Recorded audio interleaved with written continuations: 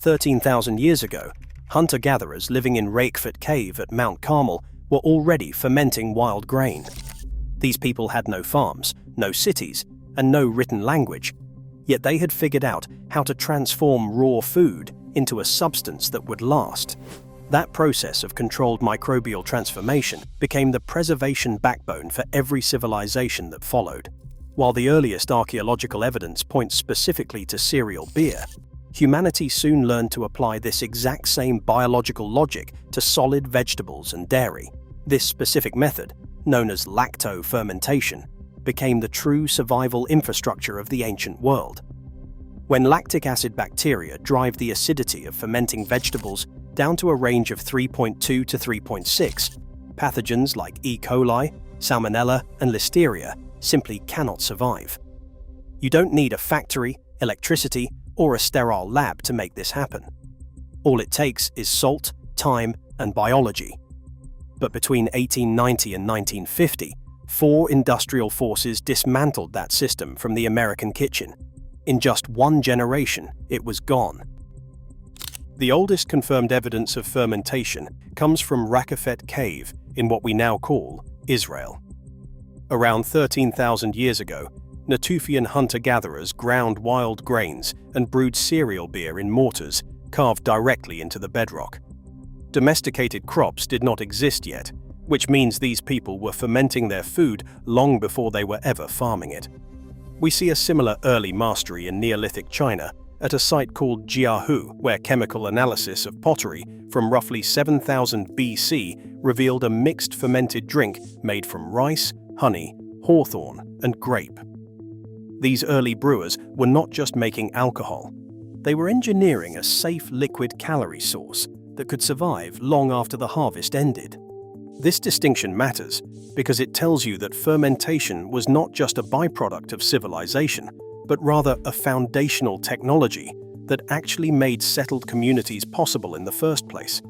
And if you want to understand more about the forgotten systems that actually built our world, subscribe so you won't miss a future video. Because while these early discoveries were focused on beverages, humanity soon learned to apply the same biological logic to solid food through lacto-fermentation.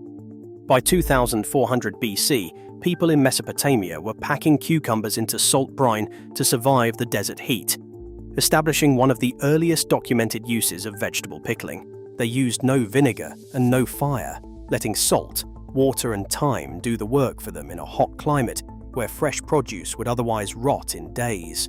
The same logic was running in Zhou dynasty China roughly 3,000 years ago, where pickled gourds and other vegetables appear in the historical record as a highly structured preservation practice.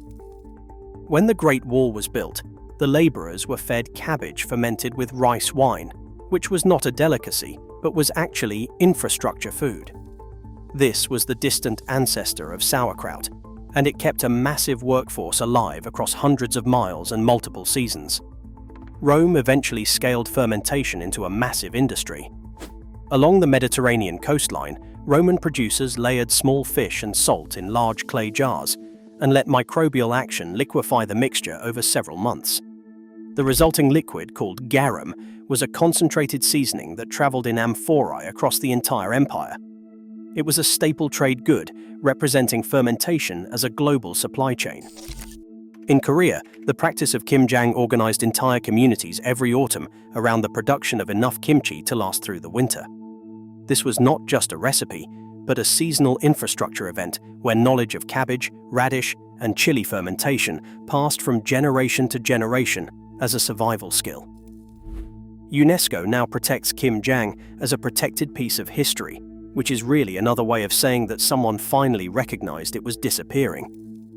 In the Caucasus Mountains, nomadic herders carried their fermentation with them in leather bags. These bags held kefir grains, dense, symbiotic colonies of bacteria and wild yeasts living together in a gelatinous matrix. Every day, fresh milk was added so the grains never stopped working, creating a continuous culture rather than a batch process. You did not start a new ferment each time, but instead kept the same living community alive for years or even decades. This tradition crossed oceans and borders, and kefir grain fragments, have even been identified in Bronze Age graves in China. The practice was not regional, but a thread woven through human movement for thousands of years. In Appalachian America, the equivalent was clabber, where raw milk left at room temperature for a day or two would acidify naturally. It thickened into soft curds because of the native bacteria already living in the milk, and people ate it for breakfast with sugar without ever needing a refrigerator or a store-bought starter culture. German and Polish immigrants brought sauerkraut and barrel-fermented pickles into Pennsylvania and the Midwest. By the time American industrialization hit full stride, lacto-fermentation was not a foreign practice, but was woven into regional American identity. It was found in the root cellars and the crocks of ordinary households from coast to coast. This was not fringe knowledge or folk medicine, but was the mainstream system by which ordinary people kept food safe across every season for thousands of years. A system that worked for 13 millennia did not just fade away, it was dismantled by a force that had nothing to do with health and everything to do with the physical constraints of the industrial jar. The industrial siege. The man who began the systematic dismantling of this ancient biological technology was not a scientist or a government regulator. He was a pickle salesman from Pittsburgh. Henry J. Heinz launched his condiment business in 1869 by selling horseradish and vinegar, and by 1888 he had reorganized the venture into the H. J. Heinz Company. By the turn of the century, he was running the largest packaged food operation in the United States, effectively dominating the national market for pickles, vinegar, and sauerkraut. History remembers him as the Pickle King, but what earned him that title was not actually the quality of his cucumbers. It was the engineering of the jar. Before Heinz arrived on the scene, traditional American pickles were barrel-fermented products where cucumbers sat in salt brine for weeks at a time. During this period, lactic acid bacteria did the heavy lifting of preservation. The resulting pickle was a living, sour, and unpredictable food that changed flavor during transit and often caused gas to build up until the barrels leaked. A living ferment is a moving target that refuses to hold still, but a national supply chain requires products to remain perfectly frozen in time. Vinegar provided the solution to this logistical nightmare, because acetic acid is essentially a dead acid. When you pour it over cucumbers and heat process the glass jar, you create a shelf-stable product that tastes exactly the same in Pittsburgh as it does in San Francisco. This new version of the pickle could sit in a warehouse for a full year without changing or exploding, and while the biology was completely gone, the economic advantages were too large to ignore. Then came the rise of Vlasic during the Second World War. In 1942, a Michigan milk delivery company owned by Joe Vlasic pivoted to meet the massive wartime demand for preserved food. Vlasic began marketing fresh pack pickles, which were cucumbers processed immediately after harvest and packed into standardized vinegar brines. These jars were perfectly suited for the military and industrial supply chains of the 1940s, and the brand grew so rapidly that it eventually became a staple of the American pantry. Barrel-fermented dills managed to survive in small pockets like Jewish delis and Eastern European neighborhoods, but they were pushed out of the national mainstream. The vinegar jar became the only thing Americans recognized as a pickle. While companies like Heinz and Vlasic were busy reshaping the product, the federal government was busy reshaping the very definition of safe food. In 1909, the United States Department of Agriculture released Farmer's Bulletin 359, the first major federal guide for home food preservation. That document focused entirely on high-heat sterilization and instructed citizens to use boiling water and pressure processing to destroy every microorganism before sealing a jar. Fermentation, the method that had kept humanity alive for millennia, was not even mentioned in the text. This omission was not an accident. The massive canning industry, including Campbell Soup and the Del Monte Corporation, operated on that same logic of heat sterilization. When federal guidance defined safety as something that must be heat-processed and hermetically sealed, that definition served the needs of centralized factory production. An industry that generated its profit from sterilized jars had no incentive to support government pamphlets that taught people how to ferment cabbage in a ceramic crock. The case for sterilization grew even stronger when the fear of botulism entered the public consciousness. Between 1919 and 1921, United States Department of Agriculture researchers found that Clostridium botulinum spores could survive for hours in boiling water if the food was low in acid. This led to a mandate that pressure canning at 240 degrees Fahrenheit was the only safe way to preserve vegetables or meat at home. The message that reached the public was terrifyingly simple. Home preservation is a deadly gamble, and your only protection is a pressure canner and a vacuum-sealed lid. What the government failed to mention was already protecting every fermentation crock in the country. Properly fermented vegetables are completely inhospitable to botulism once their acidity drops past a certain point.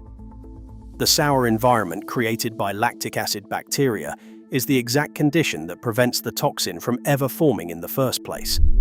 A correctly salted and submerged ferment carries no botulism risk, but the slogan that home preservation is deadly was a much more effective marketing message than a lesson in microbial ecology.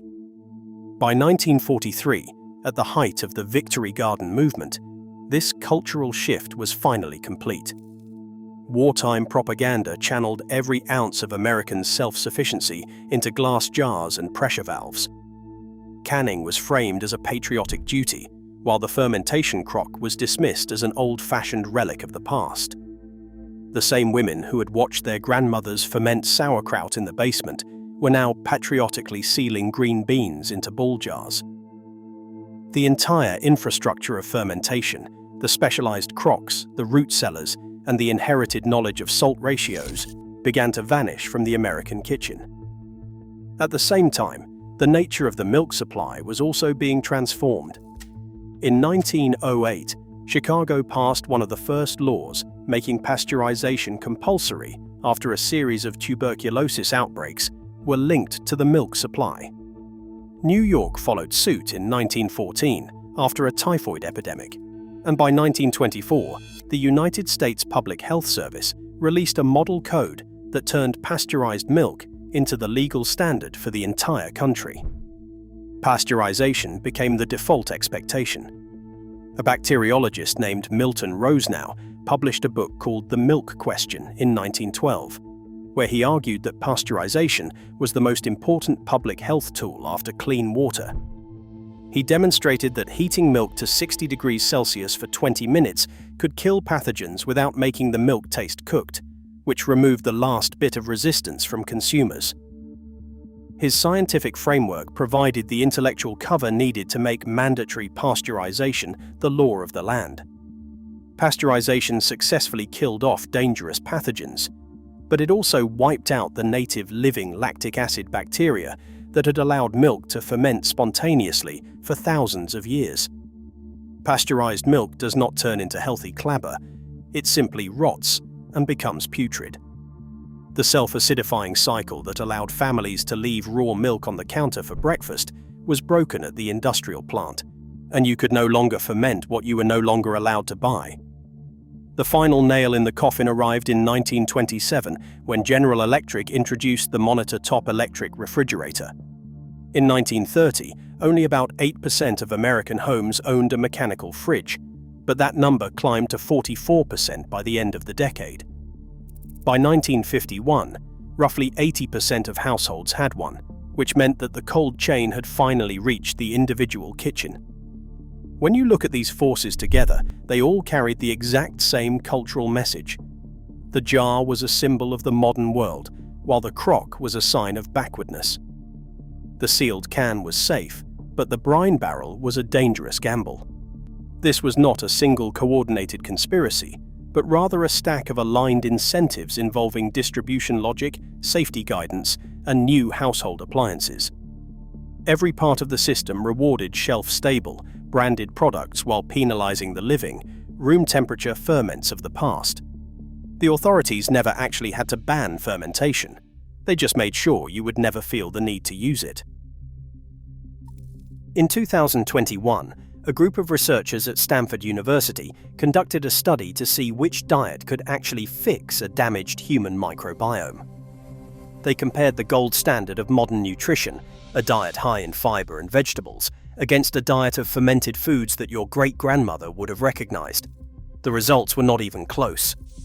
The adults who ate fermented food for 10 weeks showed a massive increase in gut diversity and a significant drop in signs of inflammation. Meanwhile, the high-fiber group saw no real gain in microbial diversity because fiber only feeds the microbes you already have, while fermented food actually introduces new ones. This distinction is more important than most people realize. The Hadza people of Tanzania live as hunter-gatherers without any industrial food, and they carry about 730 different microbial species in their guts. The average person living in California carries only about 277. This massive gap is not primarily about genetics. It is a direct consequence of our industrialized food environment. When you look at the sheer scale of the shift across industrialized societies, you realize that everything from changes in hygiene and antibiotics to the mass consumption of vinegar pickles has been shrinking the internal ecosystem that humans carried for tens of thousands of years. We systematically removed the microbial inputs that our ancestors consumed daily, replacing living foods with sterile, heat-processed alternatives. Our internal diversity collapsed as a result, leading to the loss of specific bacterial taxa that likely co-evolved with humans. The process of lacto-fermentation does much more than just keep food from rotting. When a vegetable ferment begins, early-stage heterofermenters start the acidification process. These initial bacteria consume the sugars and rapidly lower the acidity, which creates the exact right environment for tougher species to move in. Then a hardier strain called Lactobacillus plantarum takes over the final phase of the work, driving the acidity down into a range that makes the food incredibly stable. This bacterial handoff happens automatically without any human help once the salt is added, as different bacteria pass the responsibility in a perfectly timed sequence. The microbial community is entirely self-regulating. During this handoff, the bacteria begin producing B vitamins and vitamin K as natural byproducts. This means the food actually becomes more nutritious than it was when it was raw. When you put a head of cabbage into a crock, what comes out has higher levels of vitamin C and antioxidants than the original vegetable. This is the opposite of cooking, which usually reduces the nutrient density of food. Fermentation is a process that actually adds value. Now, compare that to what the industrial replacements are actually giving you. A vinegar pickle might have the right crunch and sourness, but it offers zero nutritional transformation. In a live ferment, the bacteria break down compounds like phytic acid, which normally block your body from absorbing minerals.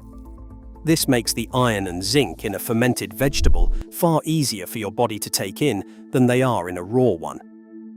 None of this happens in a vinegar brine because the cucumbers were simply submerged in acid and heat-treated. The jar looks the same as the one in your great-grandfather's cellar, but the biological work was never performed. Canned sauerkraut is an even more frustrating example. Some commercial brands actually undergo a real fermentation process before they are put into the can. The bacteria do their work and the pH drops, making the product technically fermented.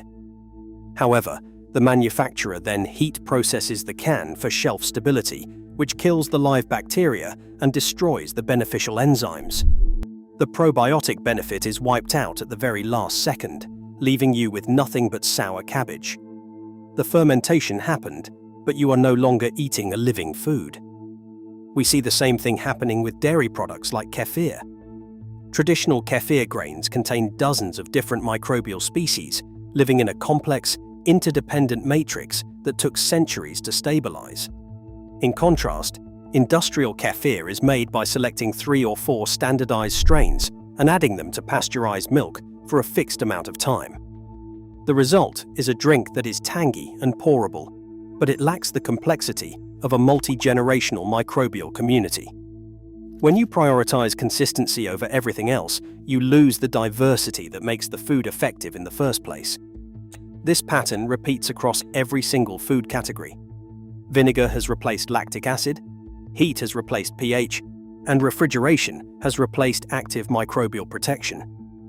Each of these substitutions gives us something that looks and tastes like the original, but none of them deliver the same biological results. The food industry never bothered to ask what we were trading away when we replaced living ferments with sterile ones.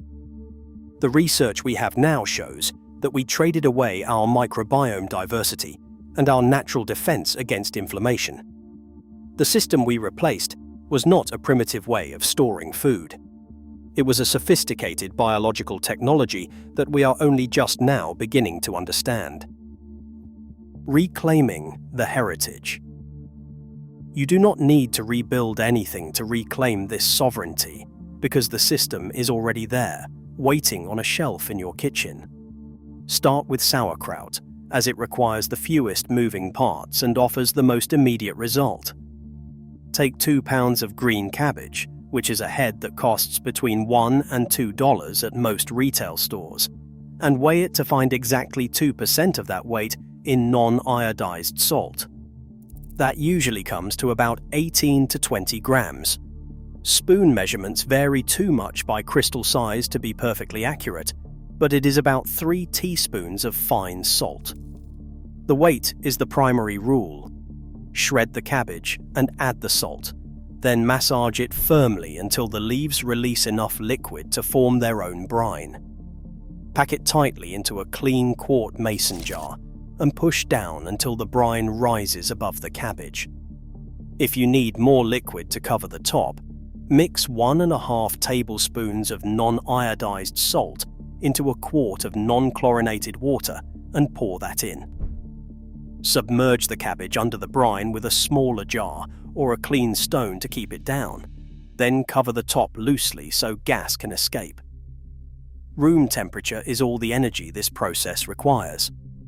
Temperature strongly affects timing, so treat the schedule as an estimate. At 70 to 75 degrees Fahrenheit, the kraut typically ferments fully in about 3 to 4 weeks. A cooler room at 60 to 65 degrees often takes 5 to 6 weeks. Taste the batch after 7 to 10 days to check the progress. When the flavor is pleasantly sour rather than just salty, move the jar to cold storage. A quart of live sauerkraut made this way costs under $3 in ingredients, whereas a refrigerated commercial jar of the equivalent runs $4 to $6 and may have been heat processed into microbial silence. Brine pickles follow the same logic with a slightly higher salt concentration to preserve the crunch. Pack pickling cucumbers into a quart jar with dill, garlic, and whatever spices you prefer. Dissolve non-iodized salt in non-chlorinated water to hit a precise 3 to 4.5% brine. Because salt volume varies, 2 to 3 tablespoons per quart is only an approximate measure. Pour it over the cucumbers and keep them submerged under a loose cover. Fermentation times are typical ranges rather than fixed outcomes. At a 3% brine in a warm room, you typically get lightly fermented half-sours in roughly 3 to 5 days. A stronger brine at 4.5% usually takes about 14 to 21 days to reach a full sour. When the flavor reaches the point you want, put them in the refrigerator. They will keep for months as long as the vegetables stay under the brine. Milk kefir requires a one-time acquisition of a living culture. Kefir grains are available from fermentation communities, friends who already make it, or commercial vendors online. Add 1 to 2 tablespoons of grains to 2 cups of milk and let it sit at room temperature for 24 hours, or 48 hours if the room is cool. When the milk thickens to a pourable consistency and tastes tart, strain out the grains and put them straight into fresh milk for the next batch. These grains are a biological lineage you can reuse indefinitely. Beet kvass is the simple entry point if you prefer to avoid dairy. Cube raw beets and pack them into a jar before covering them with a 2% salt brine. Ferment the mixture at 65 to 70 degrees Fahrenheit for 4 to 7 days, until the brine smells tart and earthy. Strain the liquid and refrigerate it for a tonic where the cost per serving measures in cents. The equipment list for all of these is identical.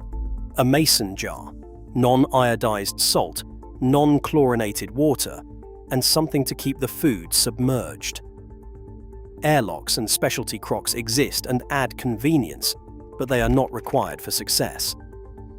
There is no federal ban on fermenting food at home for personal use, though state and product-specific rules still apply. Raw milk laws are highly state-specific, and federal rules mainly prohibit its sale across state lines. If you can legally acquire raw milk in your state, you can ferment it at home. The method never changed. Only the people who control it did. There is a multi-billion-dollar industry currently selling you a modern health miracle. If you look at the biology, you realize they are not selling an invention. They are selling a heritage. The global kombucha market was valued at $4.87 billion in 2024 and is projected to reach $16.77 billion by 2034. A 16-ounce bottle at retail runs $3 to $5, yet a homemade equivalent costs around 12 cents per serving once you have the culture. That is a 2,500% markup to buy back a survival right your ancestors held for free. The industry did not invent anything, but it packaged what was abandoned and charged you for the convenience of not knowing it was yours. The crock did not disappear because it stopped working. It disappeared because it could not be branded, shipped, or sold at scale. A jar of live sauerkraut fermenting on your counter generates no revenue for anyone else, and that is exactly what makes it worth understanding. You now know what was displaced and why.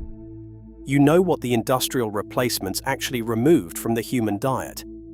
You know the method is legal, the equipment is a simple mason jar, and the biology does the rest of the work. Subscribe so you do not miss what gets uncovered next.